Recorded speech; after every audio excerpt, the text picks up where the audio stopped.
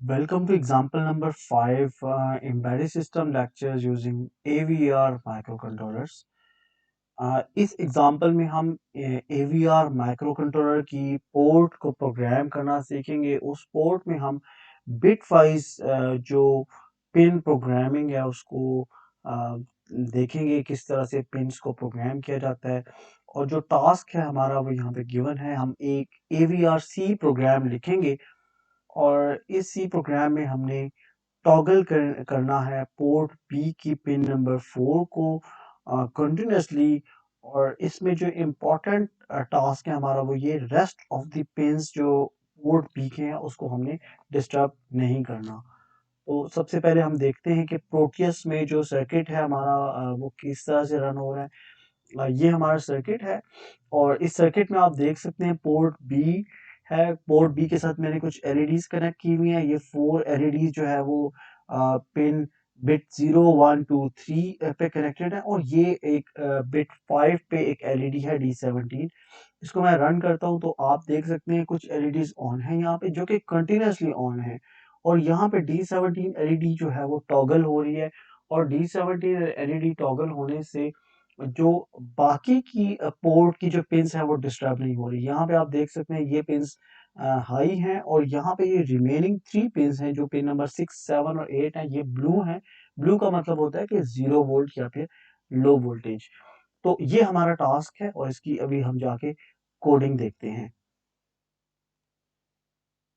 ये हमारा कोड है। इस कोड में जो एग्जांपल नंबर 5 है AVR हेडर फाइल्स हमने यहाँ पे इंक्लूड की, क्लॉक डिफाइन की CPU की, उसके बाद डिले की लाइब्रेरी हमने यूज की, यहाँ पे टास्क भी मैंने मेंशन किया हुआ है।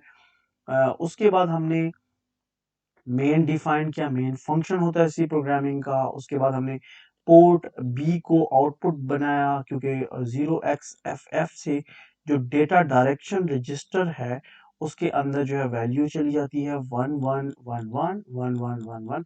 इस वैल्यू से जो पोर्ट होती है वो आउटपुट जो है डिफाइन हो जाती है या कॉन्फ़िगर हो जाती है। उसके बाद हमने पोर्ट बी की कुछ बिट्स को यानी कि स्टार्टिंग कुछ बिट्स हैं इसको मैंने 1 कर दिया। ये मैंने जस्ट आपको शो करने के लिए कि यहाँ पे जो हमारा मेन ऑपरेशन होगा उससे हमारी जो बाकी बिट्स हैं वो डिस्टर्ब नहीं होती। तो हमारा कंसर्न हमारा इस बिट से है, बिट नंबर 5 से है।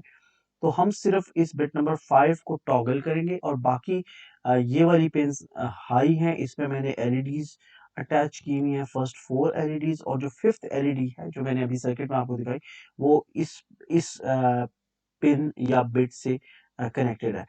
तो व्हाइल वन एक फॉरएवर लूप है। इस फॉरएवर लूप की ये बॉडी है। इस बॉडी के अंदर हम जो भी लिखेंगे इंस्ट्रक्शंस जो है वो यहाँ पे इंक्लूड करेंगे, वो हर टाइम जो है वो एग्जीक्यूट होंगी लाइन बाय लाइन।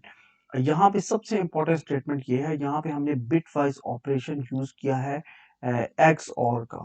ठीक है, हमने पोर्ट बी एक रजिस्टर है जिसमें मैंने इनिशियली ये वैल्यू जो है वो सेंड की थी। तो यहाँ पे मैं लिख लेता हूँ पोर्ट बी में इनिशियली वैल्यू मैंने रखी थी 00001111।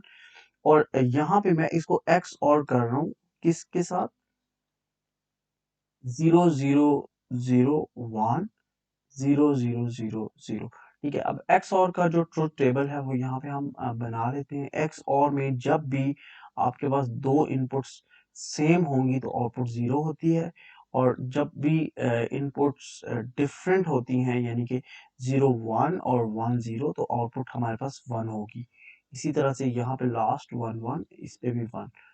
तो ये हमारा ट्रुथ टेबल है एक्सऑर का। इस एक्सऑर के ट्रुथ टेबल को सामने रख के हम जो है यहाँ पे आउटपुट कंप्यूट करेंगे, जो कि इस स्टेटमेंट की जो आउटपुट है वो क्या आएगी ये हमने कंप्यूट करनी है। तो यहाँ पे रिजल्ट अगर आप देखें 1 0 को अगर हम देखें यहाँ से तो रिजल्ट हमारे पास 1 आएगा। फिर यहाँ से भी 1 0 1 1 और 1।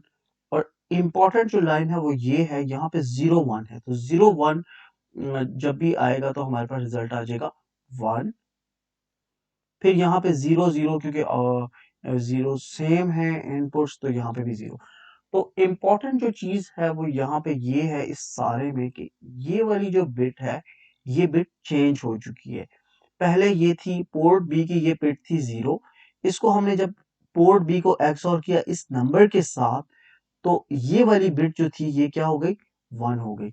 बाकी जो बिट्स थी ये वाली बिट्स और ये वाली बिट्स, ये सारी सेम है, बिकॉज आप देख सकते हैं यहाँ पे ये चारों 1 है, यहाँ पे भी ये चारों 1 है, यहाँ पे ये 3 बिट्स 0 हैं, यहाँ पे भी ये 0 है। तो जो कंसर्न है हमारा, वो कंसर्न जो था वो हमारा यही था कि हम इस वाली बिट को क्या करें, टॉगल करें। टॉगल मीन्स अगर वो 0 है तो 1 हो जाए, अगर वो 1 है तो वो 0 हो जाए। ठीक है, तो ये वाला काम हम देख सकते हैं 0 से 1 वो सक्सेसफुली हो गई। उसके बाद डिले का फंक्शन है, 100 मिली सेकेंड का डिले है। उसके बाद ये दोबारा लूप वापस यहाँ पे आएगा while 1 में और दोबारा से यही काम होगा। अब यहाँ पे नेक्स्ट टाइम जो हमारे पास पोर्ट में नंबर होगा वो कुछ इस किस्म का होगा। फॉर एग्जांपल मैं यहाँ पे नेक्स्ट आइट्रेशन को जो है कंप्यूट करता हूँ। 0 0 पोर्ट बी के अंदर क्या था, पोर्ट बी पीबी के अंदर था उस टाइम 0 0 0 और यहाँ पे क्या था 1 1 1 1 1, राइट। ये वाली वो बिट है जिसमें हम इंटरेस्टेड है, जिसको हम टॉगल करना चाहते हैं, और बाकी बिट्स को, इन बिट्स को और इन बिट्स को हम डिस्टर्ब नहीं करना चाहते। तो हम अगेन हम किस नंबर से एक्सऑर कर रहे हैं, इस नंबर के साथ एक्सऑर कर रहे हैं। लेट्स सी कि किस तरह एक्सऑर ऑपरेशन परफॉर्म होता है। 0 0 0 1 0 0 0 0, इसका हम रिजल्ट देख लेते हैं। ये हमारे पास ट्रुथ टेबल अवेलेबल है। 1 0 का रिजल्ट है 1 1 0 से 1 1 1 और 1 1। जब 1 1 है तो क्या रिजल्ट आएगा, हमारे पास रिजल्ट 0 आएगा। सॉरी, यहाँ पे थोड़ी सी मैं क्लियर कर दूं। यहाँ पे जब एक्स और के अंदर जब इनपुट सेम होगी तो आउटपुट 0 होगी, और जब इनपुट डिफरेंट होगी तो आउटपुट 1 होगी। ठीक है, जो इनपुट 1 सेम होगी, यानी कि ये दोनों सेम हैं, तो आउटपुट 0 होगी। इसी तरह यहाँ पे 0, यहाँ पे 0 और यहाँ पे 0। तो आप देख सकते हैं कि ये वाली जो बिट है ये टॉगल हो चुकी है, यानी कि टॉगल जो 0 था 1 हो गया, 1 था वो 0 हो गया, और ये जो बाकी बिट्स हैं ये बिट्स डिस्टर्ब नहीं हुई।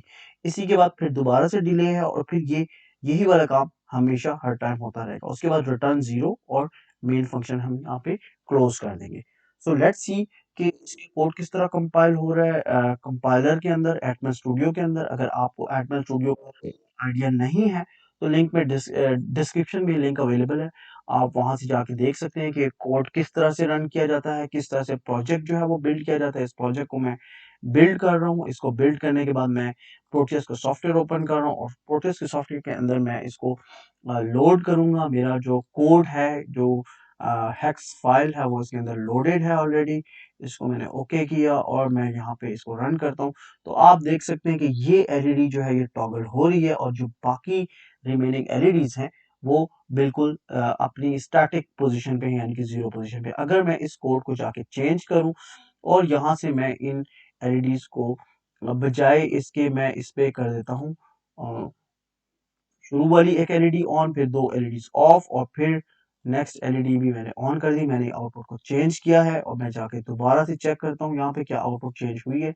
यानी ये देख सकते हैं आप, आउटपुट जो है वो चेंज हो गई है, लेकिन ये टॉगल जो है ये अपनी ठीक तरीके से टॉगल जो है ऑपरेशन परफॉर्म हो रहा है, और जो बाकी पोर्ट्स हैं पोर्ट बी की वो डिस्टर्ब नहीं हुई। तो यही हमारा ऑब्जेक्टिव था इस वीडियो का। Thank you very much for watching and stay blessed.